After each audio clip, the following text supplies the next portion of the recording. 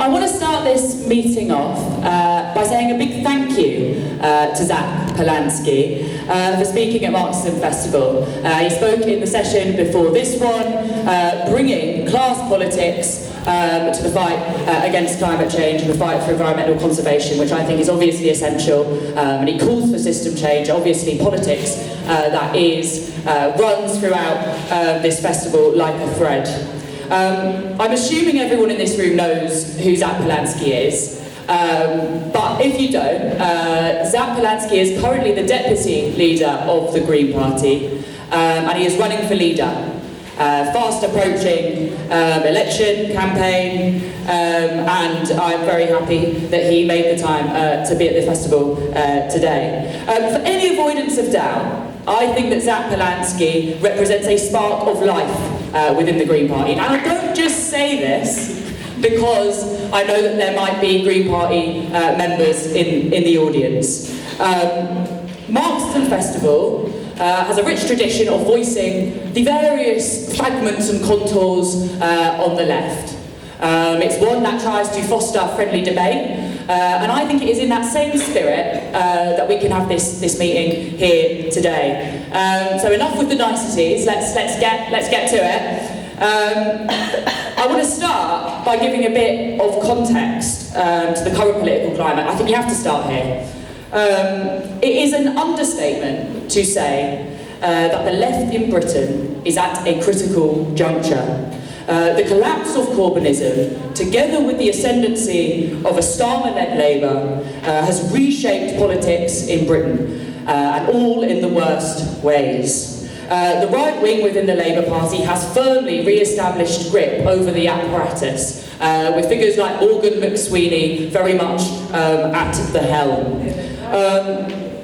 And whilst it's true, the left has shaped and participated in what has been a historic and fighting Palestine movement over the past 2 years, flooding the streets week in, week out. Beyond this, I think it's fair to say that the left in Britain is fractured.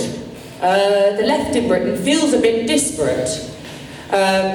Those socialists who were once in a Jeremy Corbyn-led Labour Party, perhaps aligned with the likes of Momentum, going to rallies, packed out rallies in London, excited over the potential of what could be, have been left politically homeless. Those that were expelled from the Labour Party under Starmer have likely left of their own accord, and those that haven't left of their own accord are likely clinging on for dear life. Starmer's record over the past year, of course we'll all be aware of it, has entrenched these divisions and firmly drawn a line in the sand. Socialists and people on the left on the one hand, and centrists bordering on sort of right-wingers and indeed right-wingers on the other. This, of course, is in many ways, number one, the most obvious reason, unabashed support for Israel. Keir Starmer and the current Labour Party care more about demonising musicians who perform at Glastonbury than stopping the production of the parts that go towards making the F-35 fighter jets that drop bombs on innocent civilians in Gaza. Not only is it pursuing and carrying out and helping to carry out a genocide in Gaza, but let's look at what it's doing around migration and racism here in Britain. Not only has Keir Starmer pandered to the rhetoric of reform, he has ostensibly become himself an enforcer of state racism. And however much hand-wringing and soul-searching Keir Starmer does over his Island of Strangers speech, saying he didn't know that he might have been echoing the likes of Enoch Powell, he simply wasn't aware, we know that that will forever be burned in the minds of many. And we mustn't forget it, and I think that will deeply shape how our approach to anti-racism is formed in the future. And no matter how many U-turns Keir Starmer does, whether it is over the disability cuts, whether it's over the two-child benefit, however many U-turns Keir Starmer does, this Labour Party will always be remembered as a government that has led successive attacks on the working class population in Britain and left vulnerable people ever more vulnerable. And along those lines, I will never forget the celebration, the ardent celebration of the UK Supreme Court ruling that attacked trans rights, saying that biological sex, this is what makes you a woman. I will never forget that, and lots of people won't either. And now I say this as an ex-member of the Labour Party. I was one of those people who was excited, was going to rallies in 2015, very moved by the energy around Corbynism and excited about what could happen. Of course, I should say I wasn't a revolutionary socialist at this point. I now am. And it was that process that, of course, was very revealing to me. But I think we have to be honest with ourselves. The Labour Party is a sinking ship, and of course, Zach Polanski indeed says this as well, of course. Its left base is utterly collapsed. It's failed in its slavish mission to court the right, but not only this, it still hasn't managed to cling on to its ardent supporters in its own cabinet. People will remember the videos or pictures of Rachel Reeves in tears in Parliament over the rebellion over the disability benefit cuts. I like to say she got what was coming to her, and that wouldn't have happened had it not been for the movement on the streets led by disabled people against the cuts and the fight against austerity. Labour's demise is epitomised by the local election results that we saw on the 1st of May. They lost 65% of the council seats they were defending, and it won a mere 20% of the vote share. This is cataclysmic. People may have also seen this survey by More in Common that came out recently. I think this is hilarious. It said, in a word or two, what would you say has been Labour's biggest achievement in government? Have a think. What do you think it's been? Nothing. The resounding answer by a long way was nothing. And it seems like a world away now. It was Glastonbury last weekend. People will remember 7 years ago, or slightly less time ago, the crowds of Glastonbury were singing the chorus of "Oh, Jeremy Corbyn." This was the peak of the movement in Britain, it felt like. Now, turn to today, and you have choruses of "Fuck Keir Starmer" reverberating around Somerset. I mean, what a complete inversion of the left landscape in Britain today. I mean, the trouble is, we have witnessed the complete collapse, one of this left reformist project that was so hopeful to many. We've also witnessed now the collapse of the centre ground, and instead we are now left with the rise and threat of reform. We are left with a situation in which Farage could likely to be the next figure in number 10 Downing Street. And the reason I say this, and the reason why I outline this, is because I think it informs us that we need a unified, fighting left in this country. Right, I've spoken a lot about Labour. I think we need to move on to the Greens. What are the Greens doing? What is our position? What am I actually going to say in this meeting? Nationally, the Green Party have tried to project a left image of themselves. They've tried to capitalise, I should say with limited success, on the absence of a Corbyn-led Labour Party. Now this is reflected in lots of their policies. I'll list some of them out, because lots of people won't be familiar with lots of Green Party policies. Best position on Palestine out of all the mainstream parties. I think this is quite obvious. First to recognise it as an apartheid and later call it a genocide. Albeit after 11 months, but still miles ahead of any of its counterparts in mainstream politics. The recent Green Party manifesto also mentions a £15 minimum wage, a repeal of anti-trade union laws, or some of them at least, a 10-to-1 maximum pay ratio between bosses and their employees. They back rate controls, and they've even floated a 4-day week. This seems pretty good to me, to be honest. Not only this, they've made stopping water companies dumping raw sewage into our country's waters a key election pledge. And Polanski is not just talking about net zero, He's not just talking about what we're doing at COP. He's talking about climate justice. People who were in that meeting just now, I think, would have been perhaps taken aback by how much Polanski stresses the need for a working class fight back and the need for a unified class base. The manifesto also talks about scrapping prevent, supporting self-identification, and it also sort of suggests that it wants to end the hostile environment. I mean, that's slightly more ambiguous, but it is a damn sight more on the left than the current position coming out of the Labour Party. We have to be honest about this.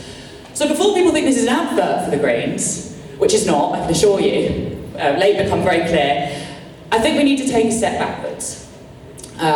First of all, how would revolutionary socialists look at this? But also, maybe if you're not a revolutionary socialist, how should a socialist analyse what's going on in the Green Party? Because the question I don't think we have to ask, the question is not, are the Green policies good? Because lots of the policies are clearly good. I would welcome lots of these policies. The question is also not, do we think Zach Polanski is a nice guy with a nice vision? Because I would also answer in the affirmative. I do think Zach Polanski is a nice guy, and I think he's got a fairly respectable vision for this country. The question has to be, are the Greens, as an institution, the vehicle through which to pose this credible left alternative in Britain? In other words, are the Green Party, is the Green Party a socialist project? And if not, can it ever feasibly become one? And I think it's this last question that for the left, revolutionary or otherwise, the answer has to be no. And there are a plethora of reasons for this. Number one, who here has heard the phrase, Tories on bikes? And I get oh, so actually not that many of you. Okay, that's interesting. So, Tories on bikes was this phrase used by an uncle of mine in order to describe the Greens. I.e., they were Tories when it came to sort of economic policies, but they did a bit of gardening on the side. That was sort of the gist of what he was getting at. Now, I think we do have to take a step backwards, because there's lots of people now who think that is a bit of an outdated slur. It doesn't really apply to the Green Party if led by Zach Polanski. It doesn't really apply to lots of the activists within the Greens. And to be honest, I sympathise with that. I think Tories on bikes is a bit of a crude and perhaps outdated slogan. However, historically, it's not entirely unfounded. And I think we have to look back on the Greens' records, we have to look back on the history of the Greens in order to investigate how legitimate we think the project is now. Because history can help inform us on the present. And I think it would be completely remiss to look at the Green Party only in the last 6 months and not look at its history since its inception. So a bit about the origins of the Greens. They were formed in the latter part of the 20th century. They were originally called the People's Party, or the People Party, and then became the Ecology Party. I guess a bit background about this time. The Green Party's inception occurred at a time when environmentalism, as a philosophy or train of thought, was infused with ideas of neo-Malthusianism. What do I mean by that? Well, lots of people in the environmental movement at this time, we're talking about the 70s and 80s, thought that the number one problem, the number one threat to environmental conservation was the fact that the population was ballooning. And of course, you can get into quite sort of racist territory when you can consider this, and you get into sort of population control. A particular influence around this time was the Club of Rome and their sort of book or sort of literature called The Limits to Growth. And this is essentially what it posited. Not only this, but environmentalism was also fused with this sort of anti-industrialism, this opposition to productivity, not necessarily the capitalist system. So it was evidence of production, i.e. factories and smoke and the destruction of fields and grass, but not the actual system in which it was taking place. What this does is it creates a bit of a dichotomy between red socialism on the one hand, or labourism even, and green ideas on the other, because there becomes this tension between environmentalism and the interests of the working class. Now look, this doesn't go for every single green in this period, but I think these kind of ideas did underpin quite a lot of the environmental movement. And it's for this reason that you look at the class makeup of the Green Party in this time, and it was by and large middle class, educated, non-manual workers. And I think we have to look at the relevance of that today as well. Now clearly today, I think Zach Polanski's and the current Green Party are trying to do something different, aren't they? In no world do I think that Zach Polanski would institute population control. I don't think he's a Malthusian, of course I don't. And I love, the work that groups like Greens Organise are doing as well. It's in the right direction. They're trying to appeal to trade unions and the like. However, in the Greens' recent history, this legacy hasn't completely vanished. This legacy of what is ultimately sort of quite right-wing politics, I would say, hasn't completely vanished. And I think what shows this the most, what is the best example of this, is the fact that the Green Party has routinely implemented cuts and austerity when they've been in local councils. The list is endless, but the most famous example would be Brighton in 2013. I think this is probably one of the most shocking examples. This was where the council was completely dominated, but it was a Green council that existed in Brighton at this time. Caroline Lucas was the leader of the Greens, and they effectively refused to meet the demands of the GMB, the bin workers that were in Brighton. Just a little bit of background on this strike. There was an 80% participation in the strike and 100% of the workers voted to go on strike. This was a very popular strike. The council completely opposed it. Not only did they oppose it, but they authorised basically private rubbish collectors, basically strike breaking. Scabbing, exactly.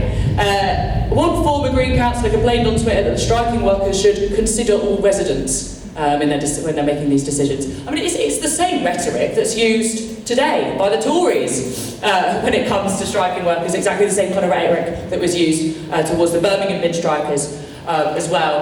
I think most shockingly, actually, some Green councillors organised and contributed to community clean-ups, effectively litter picking, and I think that shines a light and exposes a core problem in the sort of Green Party.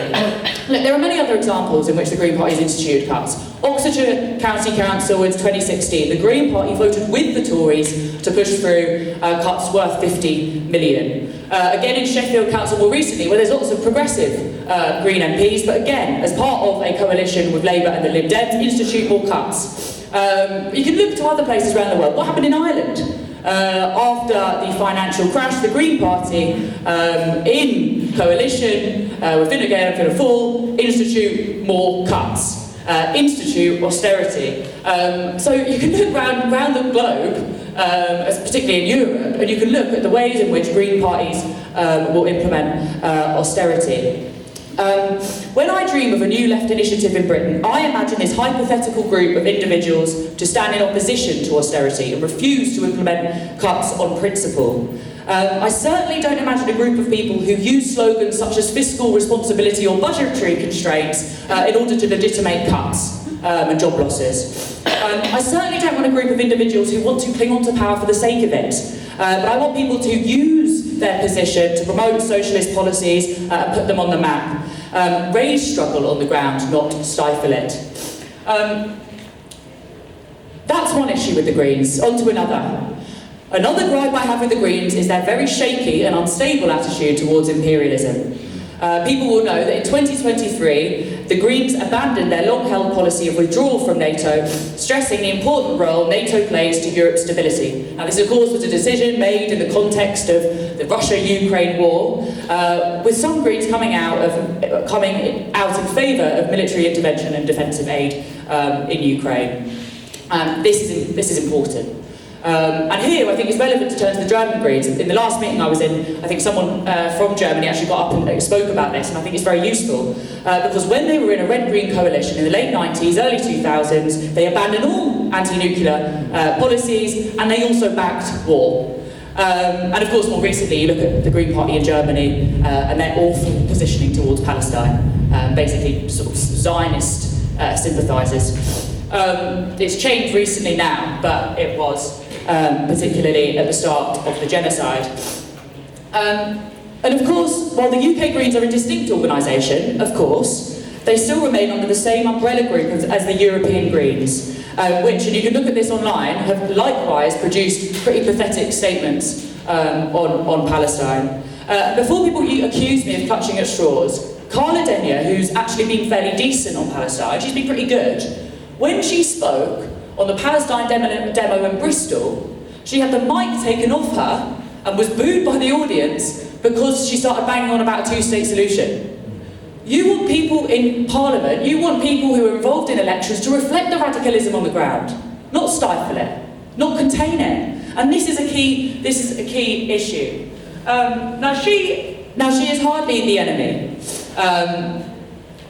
but of course you want to raise the struggle on the ground, and that's exactly why I congratulate the 4 Green MPs when they voted against prescribing Palestine action. That was good. The problem is that they're just terribly inconsistent. One example of this was only a few weeks ago, Ellie Chowns declared Iran's nuclear brinkmanship is a threat to peace in the wider region and cannot be tolerated. What nuclear brinkmanship? It's a lie. It's legitimising the same lies that were used to legitimise the West's illegal intervention in Iran, the bombing of civilians. Of course I don't think that she's supporting that, but it's just a very inconsistent, feeble position on imperialism. And whilst Zach Polansky has said that he would withdraw from NATO, you have to ask why he said he would do it. Again, a very feeble response. He says he will withdraw from NATO because of Donald Trump. Because Donald Trump has tarred the respectability of NATO. As if it was this pure, holier-than-thou organisation prior to Donald Trump.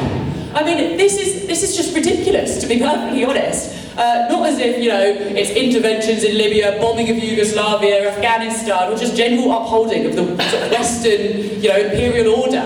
None of that matters. Oh, Trump has invaded Greenland. I mean, I think we need to interrogate this a bit more because, it doesn't make too much sense. We have to look at how NATO is pressurising member countries to up defence spending by 3.5%. You look to Labour, they are using this in order to legitimise the cuts and attacks to working class people at home. We have to say welfare, not warfare. You can't say welfare and warfare, which is incidentally what lots of them do say. And it would be also remiss of me not to point out that war and the drive to war is also very bad for the environment. You can't green imperialism, I think that's quite obvious. Okay, the third dimension I want to point out, I think this is also very important, but I've got lots of points and not a lot of time, but I'll try and get through them. If the Green Party is a left-wing project, what on earth was it doing between the years 2015 and 2019? Not only did they run against the closest thing we had to a socialist alternative, they also actively tried to subvert Corbyn's campaign. Now, I know Polansky's apologised for this, and I accept his apology, but it's also true that large portions of the Green Party fed into the lies that Corbyn was an anti-Semite, and also had this sort of obsession with the people's vote. And this was a main tool used to decapitate Corbynism. I'm old enough to remember when Caroline Lucas proposed this all-female cross-party coalition to stop a no-deal Brexit, including the likes of Yvette Cooper, Anna Soubry, and Jo Swinson. She wants to sort of get into bed with people on the right in order to stop a no-deal Brexit. I mean, this doesn't really point to durable socialist politics. And look, it's all well and good them being with pally with Corbyn now, but lots of people won't forget how they behaved in this period. And I think that's fair enough. Ultimately, the Greens are split distinctly between the right and the left, and this is epitomised by the Polansky versus Chowns Ramsey. Ellie Chowns and Adrian Ramsey are running up against him for leader, in which you have one candidate, i.e. Polansky, who espouses left-wing progressive views. The other two are effectively Lib Dems. And you can see these splits emerging in the last general election. Carla Denyer in Bristol, running on a progressive left mandate, posturing as the pro-Palestine candidate, runs a good campaign. Versus Ellie Chance in North Herefordshire, no mention of Palestine, again with the politics of welfare and warfare, no mention of social justice, really. This is the crux of it, because the official National Green Party position can be progressive, yet there is no guarantee this filters down to the ground. And this is sharply exhibited by the campaign propaganda put out by local candidates. Primarily, this is locally focused, depoliticised, and at times utterly superficial. I've got some examples for you, just in case you didn't believe me. This is one I got from Hastings. This is a leaflet from the Green Party. What's on this leaflet? The first thing, community voices heard on local crime, with a QR code directing people to the police, and a selfie, theft and antisocial behaviour, very important things that we need to care about. What's the next thing? A buzzing day in the woods. This next bit is where they seemingly go on a nice walk. That's self-explanatory. Turnover, small acts, big impacts. What could this be? Litter picking for a cleaner, greener trestle. And finally, I think this is my personal favourite, they brought residents together to raise concerns about dangerous parking. Now, it's worth saying that this is in Hastings. This is not in a rural area, this is in a town. If they're doing this in rural areas and they're doing this here, I think we have to question sort of the validity of the socialist allegiances. I've got some more examples, but I'm running out of time, so I'll leave them. These policies that are espoused in these local leaflets are a far cry away from the eco-socialism espoused by the likes of Zach Polanski. And if people think I'm displaying some selection bias here, you could go onto the website and look at all of them. By and large, in rural areas, local candidates talk about local issues with little to no reference to national policy. And I think this points to a key issue. Green Party councillors talk about the party's decentralised structure, thinking that it makes them a bastion of democracy. If you decide something democratically as a party, and then the local candidates completely ignore it, or just act autonomously, you have to ask yourself how robust this decision-making process is. And when studying the literature, a key theme that comes up in lots of these is I don't need to toe the party line. No one's telling me what to do. But often, and most concerningly, this can sometimes lead to candidates veering off in quite reactionary positions. I'll give you an example. After local elections, Reform won 39 councillors in Northamptonshire. The Green response was as follows. We've always said we would work with anyone to get things done for the good of the community. Once you're elected as a councillor, you need to put the politics aside. Obviously, we're not really aligned with Reform on a national level, but that isn't relevant locally.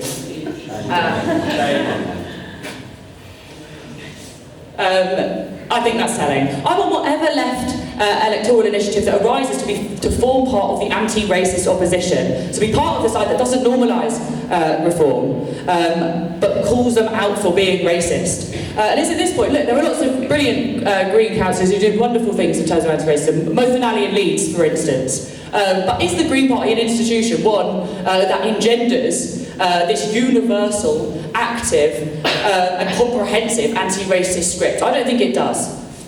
Now, lots of you in the audience may pose a very sensible question. The Greens are split, but so was Labour under Corbyn. Am I not contradicting myself? The Corbyn years should be a warning, not a playbook. Do not underestimate the ferocity of the right within your own ranks, who will work tooth and nail to oust you. Now, Polanski acknowledges there's work to be done, but will he oust the right? There are two souls within the Greens. Will he extinguish the right? And I don't think he will. I think this is very, very unlikely. I've critiqued the Greens a great deal in this meeting, but that's no good if I don't point to an alternative. What kind of left alternative do we need?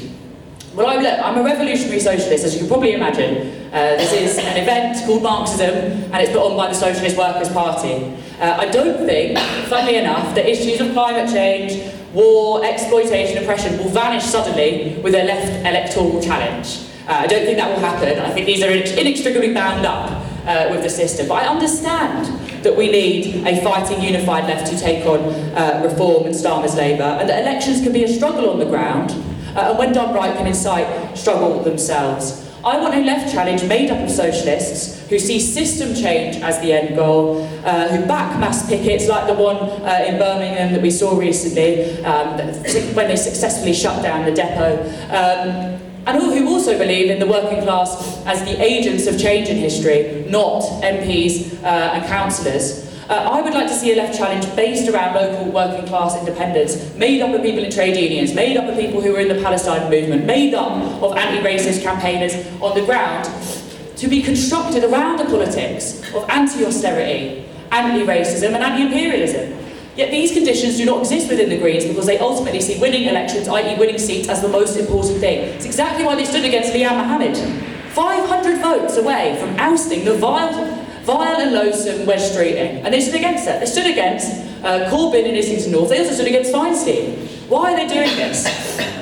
Look, it's because elections are the most important thing to the Green Party. Yes, there's lots of radical elements within it, but elections are the be-all and end-all. And this is exactly why it softens national policies locally, particularly in rural areas, to win over voters. Look, I think Zach is a good thing. I think there are brilliant activists within the Greens. I think there are lots of anti-capitalists within the Greens. But, and I think this is the key thing, it's not a socialist party.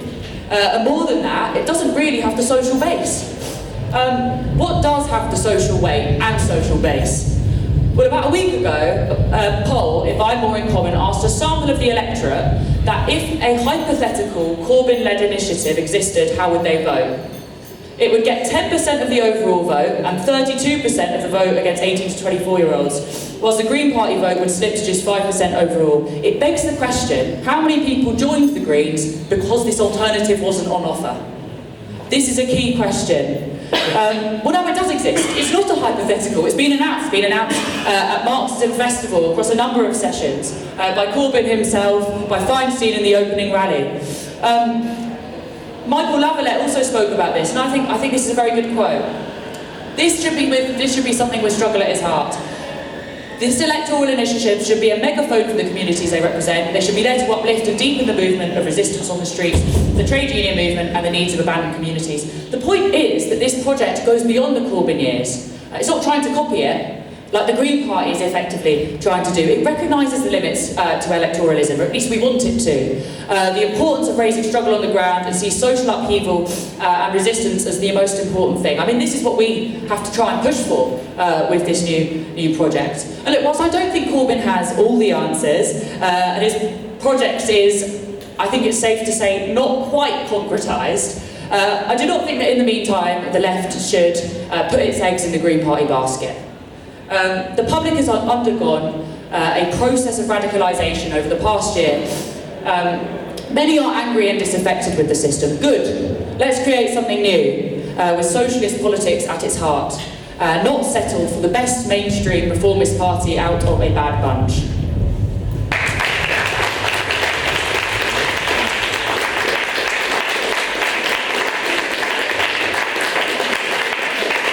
Thank you very much. I will try my best, rather. That was I thought, wide-ranging discussion. I first want to come to the points raised about what was happening in Hastings in your local area, because I do think it is relevant. Because I think there is a theme, yes, on lots of things, but particularly on Palestine, the Green Party position is inconsistent. It is feeble and it is shaky. And whilst the national projected image of the Greens is one that is very much integrated into the Palestine movement, to be honest, this isn't actually the case, really. Yes, there were lots of people in the Greens who were good on Palestine. Yes, the 4 MPs came out and voted against prescribing Palestine action, There's lots of good stuff that the Green Party are doing in lieu of Palestine, but to be honest, it's not consistent. And I'll give you a few examples. In Hackney, where actually the Green Party councillors are quite progressive and have come to picket line, so they've done lots of other stuff with the general sort of movement of the left, there was a movement and this big push for Hackney Council to de-twin with Haifa. There was lots of anger behind this, how on earth could we possibly be twinned with a city in a genocidal state? The Green Party response was as follows. No, I don't think that that is the correct position. We won't support it because Haifa is a multicultural city. Now, the Green Party councillors in Hackney are not the enemy. There are lots of very, respectable Green Party councillors up and down the country, but it does indicate that the policy around Palestine is inconsistent, and what's said at the top, and the illusions at the top, don't necessarily filter down to the bottom. It's also worth, I think, me mentioning, but one of our own members in this organisation used to be in the Green Party for many years. And I've been talking to him quite a lot in preparation for this meeting, and talking to him about why he left. And yes, he came to the conclusion that he was a revolutionary socialist, and that you couldn't overcome the catastrophes of climate change and economic crises, through parliamentarism. But one of the key things that made him leave was that within the Greens, he was pushing for a better position on Palestine. He was one of the people who fought and proposed the motions around Palestine within the Green Party. And what did he come up against? One of the most violent Zionist apparatuses or weights within the Green Party.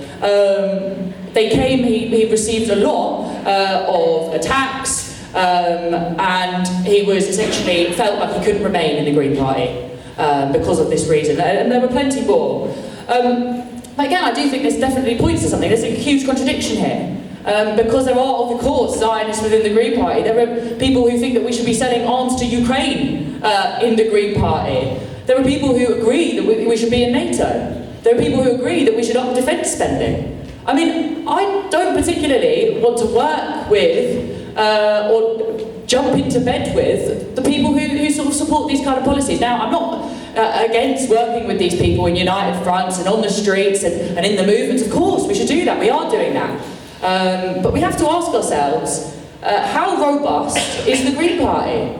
Lots of people are saying that it's this sort of socialist left project, but I think you can sort of, scratch beneath the surface, and I think it all starts to unravel. Look, on the questions about alliances, because I think these are important, look, we don't know quite what the form is of this new thing that has been launched by Corbyn. It is all very up in the air, isn't it?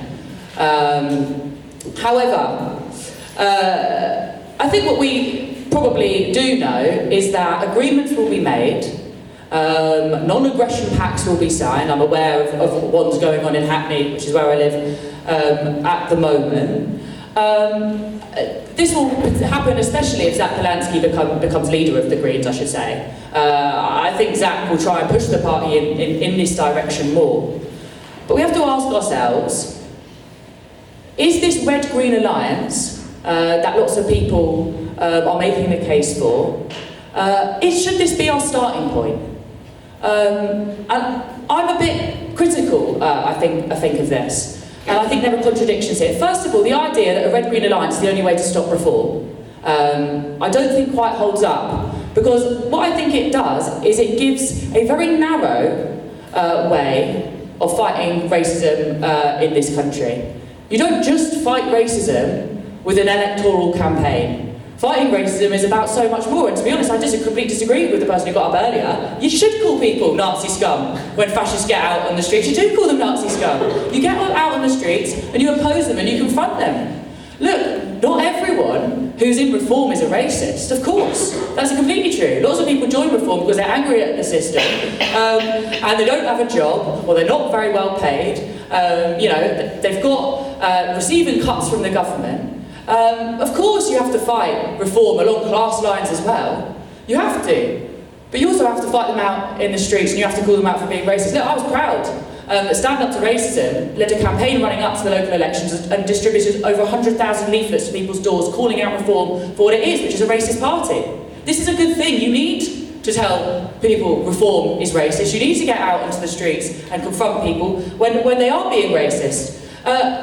So this idea that this red-green alliance is the only way to fight reform, I disagree with. I also think it is slightly ironic, because what you're saying is that we need to cling on to the Green Party to win over the rural seats And it's in these rural seats that they will pander to reactionary policies in order to win the seats. So there is a contradiction here. And sure, look, if you're playing, I think me and Charlie were talking about this the other day, election arithmetic, then yes, a red-green alliance would probably win you more seats. But what would be the end result? What do we want the end result to be? What's the point of elections in our view? And to be honest, the point of elections in my view is not just to get someone elected, not just to win a seat.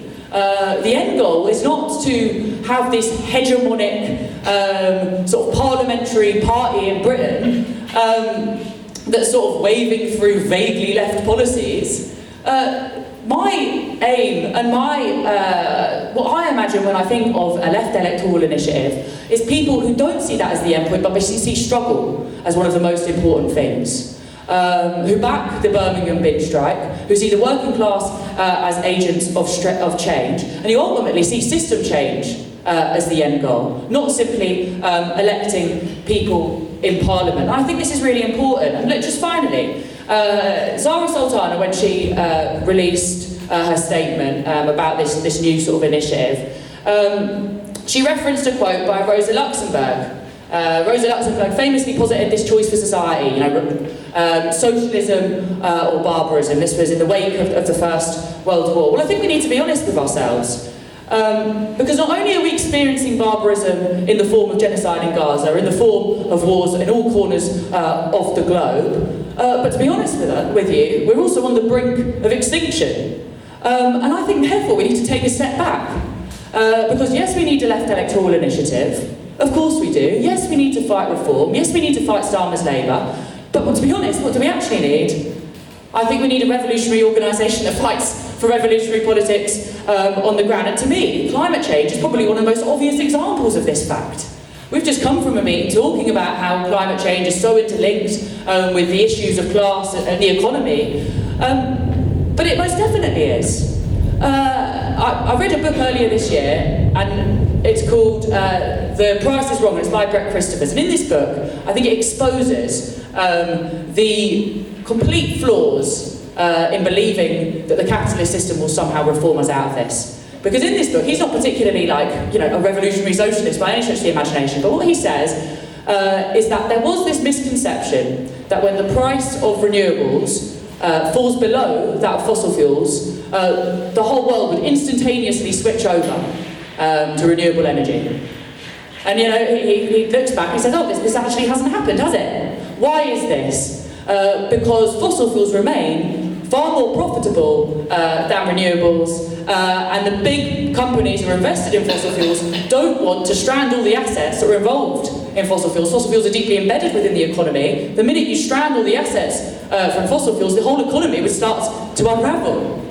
Questioning fossil fuels, questioning fossil capital, questions the entire system. To be honest, if you to have a durable and robust analysis about climate change means you have to confront the idea that capitalism is antithetical to environmental conservation. And to be honest, when you see leaflets like these from the Greens, and all they bang on about is litter picking, you have to ask yourselves, when people call the Greens a single-issue party, are they even that? So look, I think we need to have a delicate analysis of the Greens, because they are different. Because they represent different things. Yes, we need to work with the progressive Greens. Of course we do. But at the same time, we should have no illusions in the Greens that they're in any way a socialist organisation. They're not. They're not a socialist organisation. Just finally, there's sort of an argument to say that the Greens are already well established as a party. They've been here for a bit longer than this new thing that Corbyn's made. So why don't we just do that instead? Let's try that. It's more established. It does the election stuff well. To be honest, it doesn't really do it that well. It's got 4 MPs. Well, we got 4 independent MPs elected in 1 year over Gaza. That shows what the movement can do and how the movement can impact elections. It can rapidly change the situation. So we have to think about that. Another thing we have to think about is how many people joined the Greens after Zach Polansky declared his leadership. 5,000. Not to be sniffed at, pretty good. How many people joined Zara Sultana's Team Zara after she announced the new initiative? Over 13,000 in a few hours. This is telling. This is telling. The majority of people who are on the left, who are socialist in Britain, don't actually see the Green Party as the alternative already. If you're a socialist, what should you belong to? Look, yes, fight for the left electoral initiative and get stuck in with whatever Corbyn and Zara Sultana develop. But more than that, if you agree with all the ideas that have been put to you at Marxism Festival, I would also join the Socialist Workers' Party, not only fight for a left electoral initiative, but also fight for revolutionary politics as well.